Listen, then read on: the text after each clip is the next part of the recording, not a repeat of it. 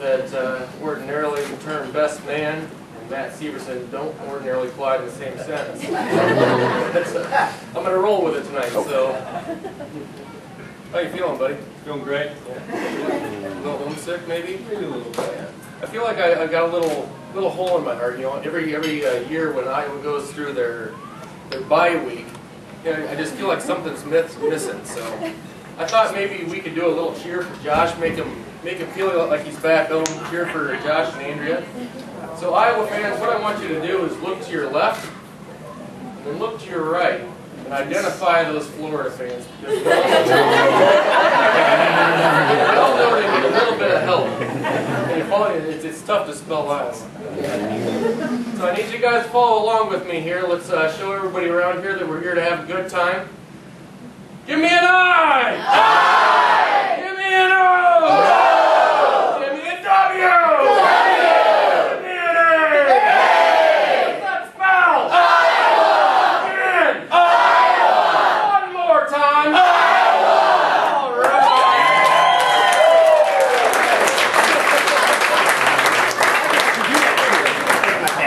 All right, well, Josh and I have known each other for too many years. You know, some of our fifth grade year was when we actually met. Josh's sister Tara and my sister Stacy. They were the same age also, and it didn't take them long to put two and two together and figure out that, you know, Josh and I should meet up. Maybe we could have some fun. Yeah. Oops. Anyways, so I called Josh up in the summer of my fifth grade year, and I said, well, how do you get to your house? He said, well, what you do is you pedal to the top of Kent Drive, and you take a right turn at Windsor. I said, no problem. So I pedaled to the top of it, and I took a left turn. And folks, what this is really a metaphor for a lot of the time that Josh and I spent together. You know, a couple of wrong turns, maybe not the best. Maybe not the best. Decision-making skills, you know, I don't know. So I hope to illustrate maybe just one or two stories for you, Josh and I, our time together. I'm going to start it out with Josh's first car. So, wrong turn number one. Josh bought a 1966 Ford Mustang. Now, I can understand that a lot of you are probably thinking, yeah, how can that be a wrong turn? How is that bad judgment?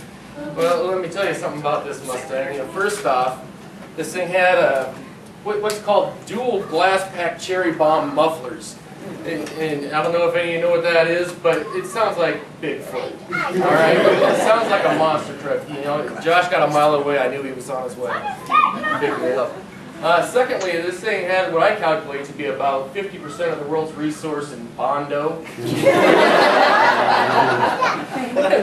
And thirdly, somehow this Mustang made it off of the Ford Motor Corporation's assembly line without receiving its rear suspension. I'm kidding, it really did what you couldn't prove. If you could drive this car on the heavenly clouds above, it would still bottom out. So, you know, knowing that, it makes me think, why the hell did we pack 5 or 6 of our buddies into this thing and drive to the top of Bowman Woods Hill? Now, Bowman Woods Hill, it's not a paved road. This is what kids sled down in the wintertime. So we drove it to the top of Bowman Woods Hill, aimed it back down the hill, and not only that, we aimed it towards the biggest dip in the hill. Long story short, too late, I know. Long story short, I was spending the night at Josh's house that night. We woke up to Josh's old man standing above us, and he's got this look on his face, and we knew he knew something. But, you know, we probably did, I don't know what all we did that night, but we knew he knew something, and we didn't want to give anything away. He said, how you boys doing? And we said, we're doing all right. What'd you guys do last night? Shoot, nothing. He says, well, why don't you go on out and take a peek at the Mustang? So we go on out to the driveway and make our way to where the Mustang's laying at rest. And to us, what looked like a grass hula skirt was laying there. So we hopped in that thing real quick, got it to the car wash, scraped off as much earth as we could, and thought maybe we should go take a peek at the hill.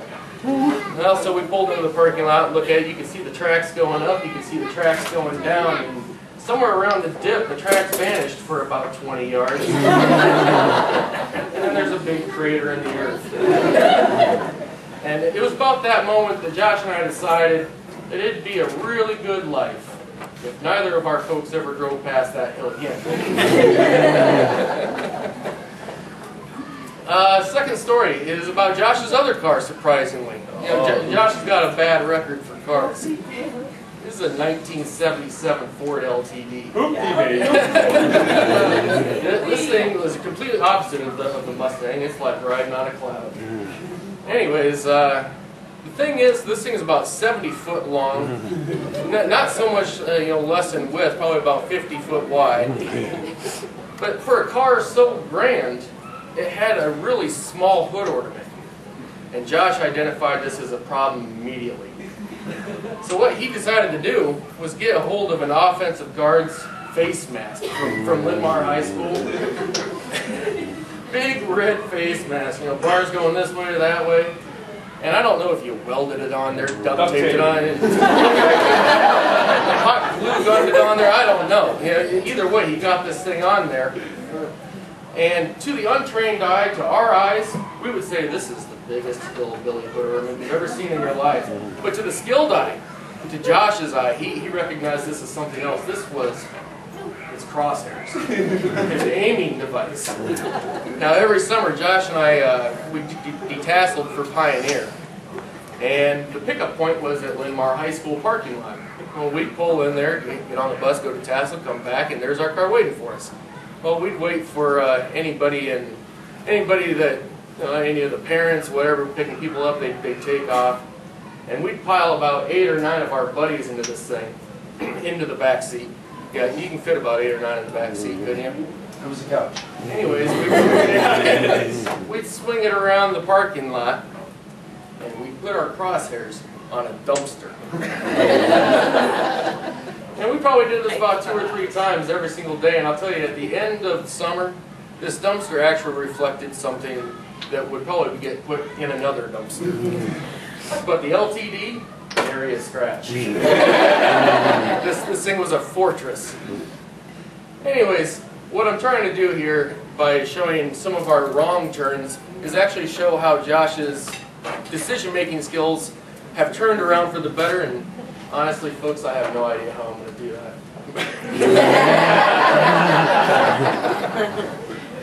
I'm going to try real hard. But he's done a couple of good things here recently. His job's going well. When Josh gives you a call on a Saturday night at 3 in the morning, you know he's going to talk about a job for a half an hour, and I have no idea what the hell he does for a living. So the job's going good. I don't know if everybody knows, but just recently, earlier this year, Andrea and Josh just purchased their new home. Congratulations. But I think that the best example of Josh's decision-making skills turning around for the better is standing beside him today. Andrea.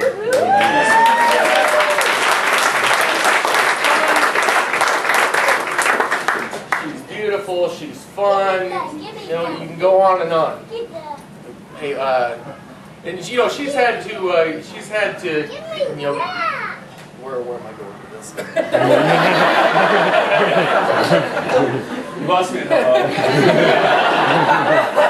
had the distinct pleasure over the past many years getting to know Andrea, but I'm sure there's a lot of pitfalls that she's had to go through getting to know me. By the way, Andrea, the house is out of Bud Light. If we could get that fixed before next time I come by, Matty Light, yeah. Anyways, I'm going on and on here. If we can all raise our glasses and a toast to Josh and Andrea. I don't have anything in my house.